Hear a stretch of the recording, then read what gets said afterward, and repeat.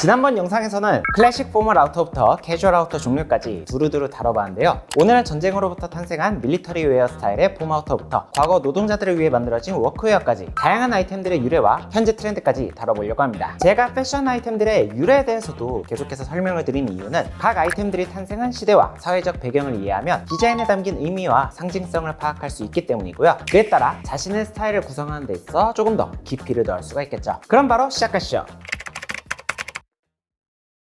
지난 영상에 이어 세 번째 파트는 밀리터리 웨어입니다. 1차 세계대전과 2차 세계대전을 거치면서 전쟁은 사회, 문화, 경제 전반에 걸쳐 큰 변화를 불러왔으며 의류, 복식 사회에도 굉장히 큰 영향을 미쳤는데요. 전쟁이라는 극한 상황 아래에서 자원 절약과 실용성이 강조되면서 패션 디자인과 옷차림의 형태가 그 이전과 크게 달라졌죠. 이전에는 예복의 형태로 전통과 격식을 지키며 패션 산업이 발전을 했었다면 1차, 2차 세계대전을 거치면서 화려한 장식이나 복잡한 디자인 대신 단순하고 실용적인 의복을 선호하는 문화가 만들어졌고, 밀리터리적인 요소들이 일상복에 스며들며 구조적인 재킷, 깔끔한 라인, 탄탄한 원단 등이 패션에 반영되면서 전통적이고 과시적인 스타일보다 실용적이고 간결한 옷차림이 부각되기 시작했죠. 첫 번째 밀리터리 웨어는 항공 점퍼입니다. 옷의 기능성과 활동성이 가장 중요한 직업군을 꼽으라면 단연 군인일 것이고, 그 중에서도 높은 고도에서 추위를 견뎌야 하는 파일럿일 것 같습니다. 최초의 항공 점퍼는 바이커 자켓을 원형으로 제작되었는데요. 시어링 자켓처럼 양털을 안감으로 넣은 가죽 소재의 자켓이었죠. 다만 가죽 소재의 항공 자켓은 방풍과 보온 효과는 좋았지만 땀 흡수를 잘하지 못해 낮은 고도에서 비행할 때 흘린 땀이 높은 고도에서 얼어버리는 일이 종종 발생했다고 해요. 그래서 급격하게 변화하는 온도에 대응할 필요성이 생겼고,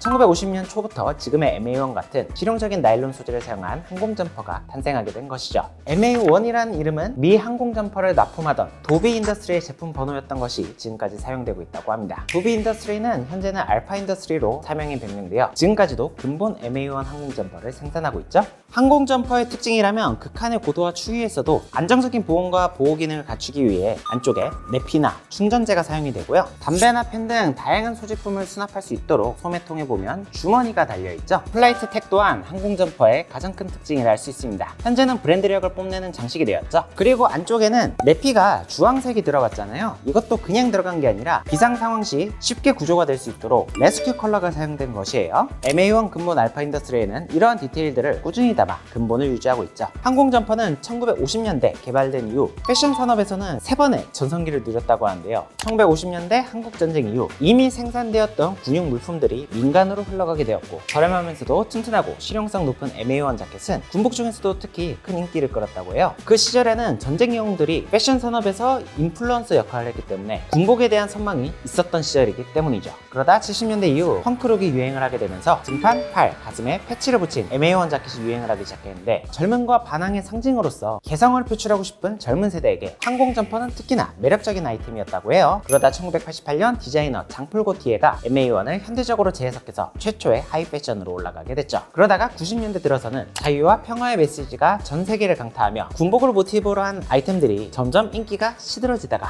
베트멍의 1호 AW 컬렉션에서 뎀나 바잘리에가 공개한 MA1 자켓이 패션계에 강렬한 인상을 남기며, 이후 발렌시아가나 국내에서는 준지 등 스트릿 패션으로 인기를 끌며 현재까지 그 인기가 이어져 오고 있습니다. 항공 점퍼의 유행 유무는 꾸준히 거론되고 있긴 하지만 7, 80년대의 역사를 가지고 있는 아이템인 만큼 항공 점퍼는 개인적으로 앞으로도 쭉 갈 것 같은 아이템 중 하나예요. 냉전 시대가 종말됐을 때 밀리터리 웨어가 끝나는가 했으나 현재는 신냉전의 시대라고 불리는 만큼 전쟁의 위기는 언제나 도사리고 있으니까요. 게다가 항공 점퍼는 이미지가 너무 밀리터리적으로 컨셉추얼하지도 않고 미니멀적인 요소가 있기 때문에 한국인의 입맛에도 잘 맞는 아이템이라 생각합니다. 항공 점퍼의 대표 브랜드로는 가성비의 로스코, 근본의 알파 인더스트리가 있는데요. 최근에는 항공 점퍼를 재해석해서 모던하고 미니멀하게 풀어내는 브랜드들도 많은 만큼 반드시 근본 브랜드를 가야 된다, 이런 건 없고, 자신의 추구미에 따라 항공 점퍼를 구매하셔도 오래오래 입을 수가 있겠습니다. 두 번째 밀리터리 웨어는 M65 필드 자켓입니다. 항공 점퍼가 공군을 상징하는 자켓이라면 필드 자켓은 육군을 상징하는 자켓이죠. 군대를 다녀온 분들이라면 익숙하실 것 같은데, M65 필드 자켓은 M1965 모델의 별칭으로 알파 인더스트리에서 제작한 군용 전통 의류로부터 출발했는데요. 산이나 들에서 벌이는 야전을 상징하며 제작된 자켓이죠. 디자인적인 특징이라면 추위를 막을 수 있는 스탠드 카라와 은폐형 후드, 탄약이나 장비를 휴대할 수 있는 4개의 플랫 포켓, 장갑을 껴도 채울 수 있는 스냅 단추가 주요 특징이며 오리지널 요소를 좀 더 반영하는 브랜드에서는 견장을 달아놓기도 합니다. M65 필드 자켓의 역사에 대해서도 알려드리자면 역시나 히트하게 된 계기는 영화였죠.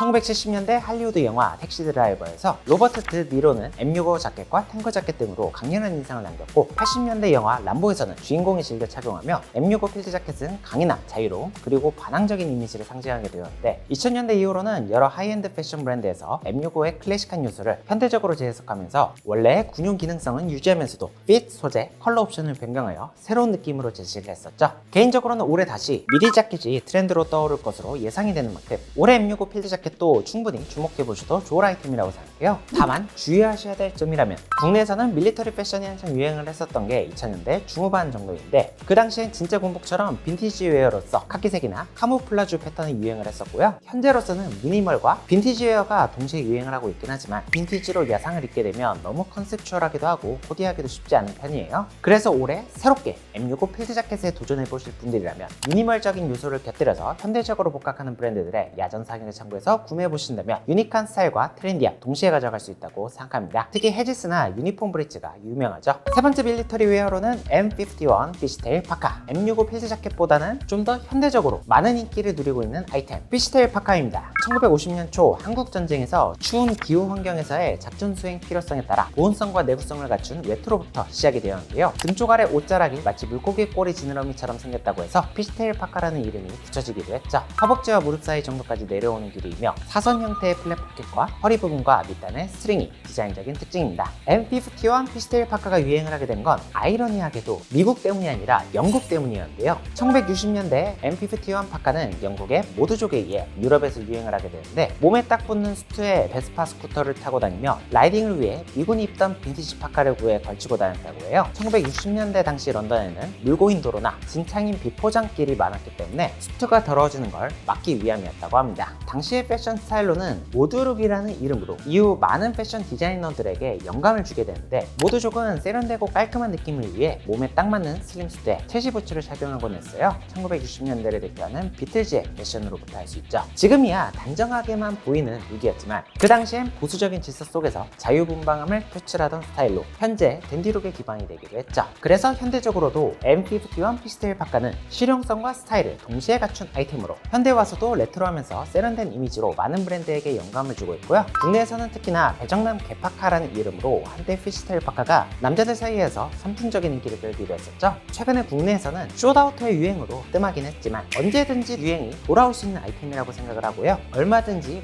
미니멀하게도 현대적으로도 충분히 입을 수 있는 아이템이라고 생각해요. 국내 브랜드들도 꾸준히 복각하는 아이템이니까 남들과 다른 유니크함을 추구하시는 분들이라면 피시테일 파카도 괜찮은 선택이 되겠습니다.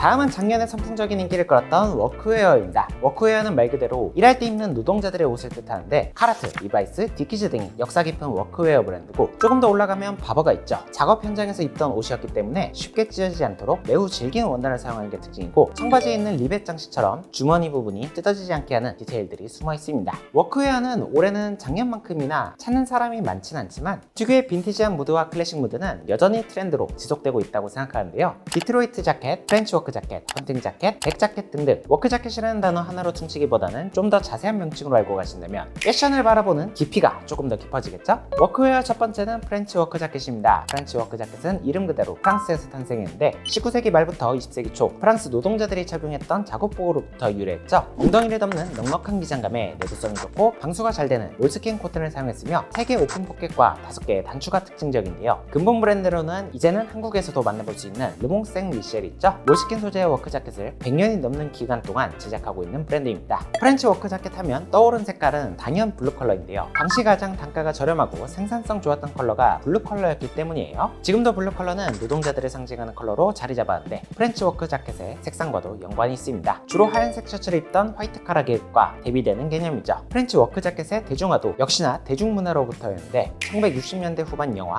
홍력 탈옥에서는 빈티지 프렌치 워크 자켓을 반항의 상징으로 사용했으나 아직까지는 마이너한 단계였어요. 그러다 프렌치 워크 자켓의 대표 인물 빌 커닝햄이 주목받기 시작했는데 뉴욕타임스의 스트릿 패션 포토그래퍼였던 그는 프렌치 워크 자켓의 베이지색 치노 팬츠를 자신의 시그니처 패션으로 만들어버렸죠. 이후 많은 브랜드들에서 프렌치 워크 자켓을 주목하기 시작했고 작년에 워크 자켓이 빵 뜬 이후 정말 많은 브랜드들에서 프렌치 워크 자켓을 출시하고 있더라고요. 개인적으로 이번 시즌은 프렌치 워크 자켓을 더욱더 주목을 해보셔도 좋을 것 같은 게 클래식하게 믹스 매치하기도 좋으면서 빈티지와 미니멀 두 가지 매력을 동시에 지니고 있고 데일리하게 활용도도 높기 때문이죠. 두 번째는 초어 자켓. 디자인 자체는 프렌치 워크 자켓과 유사하지만 소재감과 실루엣에서 차이점이 있는데요. 그 이유는 프랑스 노동자들이 골드러시 때 미국으로 이주하면서 프렌치 워크 자켓이 변형이 되었기 때문입니다. 초어 자켓 하면 생각나는 브랜드 카라트에서 프렌치 워크 자켓을 모티브로 삼아 제작한 작업복이 패션 아이템으로 발전하면서 오랫동안 힙합을 좋아하는 사람들에게 사랑을 받아왔고요. 최근의 트렌드로 올라오게 된 것이죠. 프렌치 워크 자켓이 프랑스 특유의 세련된 미니멀리즘과 실용성 및 우아함을 담아서 테일러드 피스로 제작되는 반면에 초어 자켓은 미국식 작업복의 DNA를 그대로 이어받아 좀 더 투박한 원단감의 박시한 핏으로 활동성이 강조된 차이가 있습니다.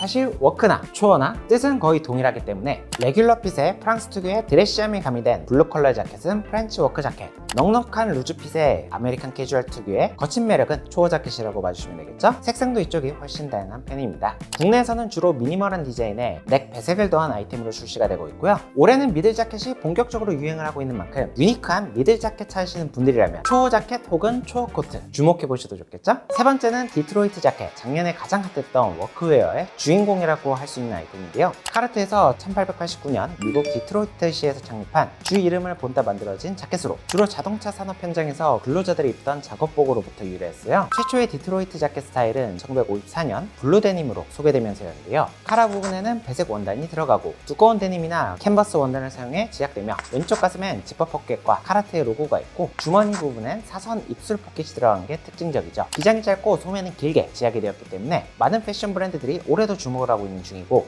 개인적으로는 작년은 붐업하는 시기였고 올해가 좀 더 대중적으로 풀리는 시기라고 생각해요. 유행을 앞서 나간다 라는 느낌은 이제 아니지만 올해도 숏아우터로서 활용도는 높을 예정이니까 워크 자켓 도전해보고 싶었던 분들이라면 올해도 충분히 도전해보셔도 좋을 것 같습니다. 이렇게 총 2편에 걸쳐 봄에 활용할 수 있는 다양한 아우터들 다뤄봤는데 패션을 좀 더 폭 깊게 즐기고 싶었던 분들이라면 오늘 컨텐츠가 도움이 되셨으면 좋겠습니다. 저는 그럼 다음에 더 좋은 패션 컨텐츠로 찾아뵐게요. 안녕!